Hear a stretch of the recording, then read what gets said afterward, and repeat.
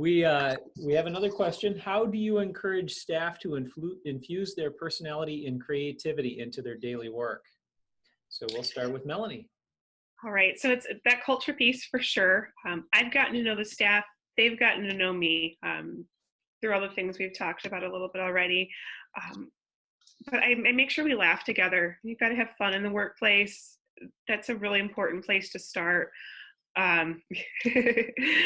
It was a workshop I attended last week. One of the speakers really emphasized that. And there's so many fun ways you can do that.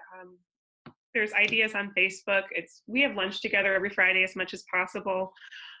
So we have that sense of fun.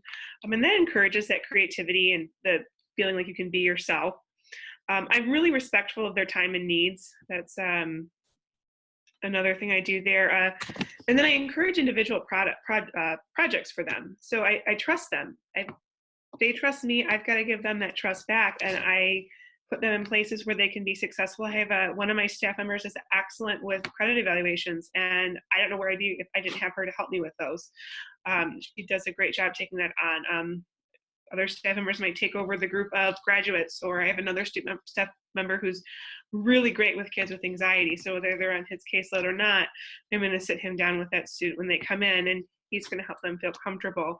So by seeing their strengths and then putting them in places to use those strengths gets that train rolling to where they start bringing ideas to me, and we can go from there. We have an art club that started out of this because one of my staff members felt empowered enough to start something up with the students. He ran it by me, and now that's a thing we're doing here. So that's pretty cool.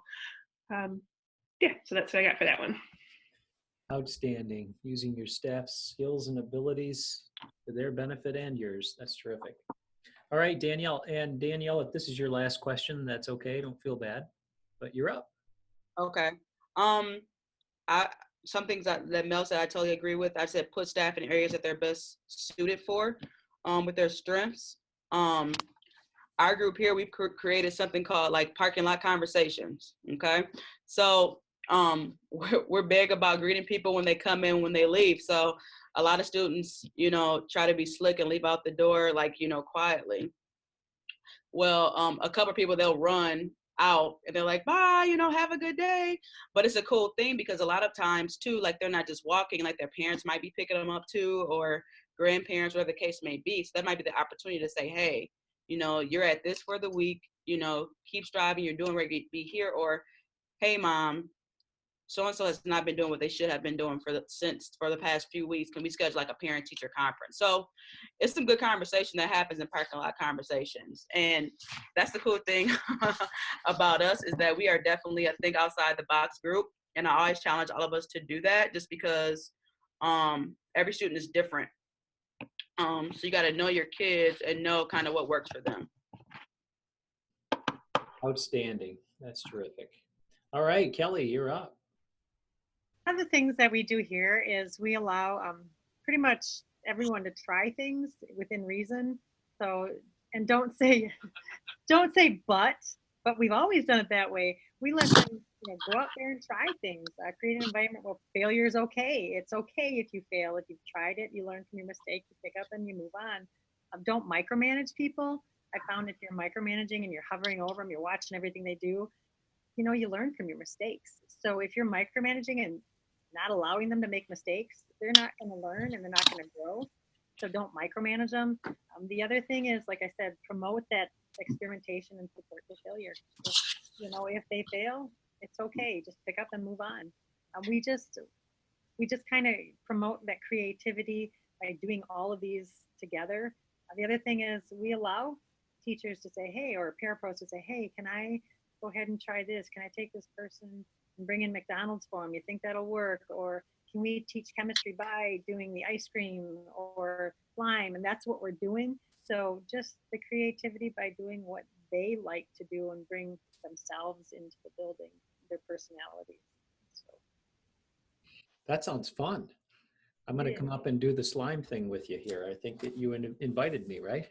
Yeah, that and the snowball fight. Yes, especially the snowball fight. Yeah. All right, terrific. Amber, I think you're last but not least. All right. Again, they pretty much touched on it, but just let the staff be themselves, and if they come forward with something great, to run with it. Try what we can to let them have it.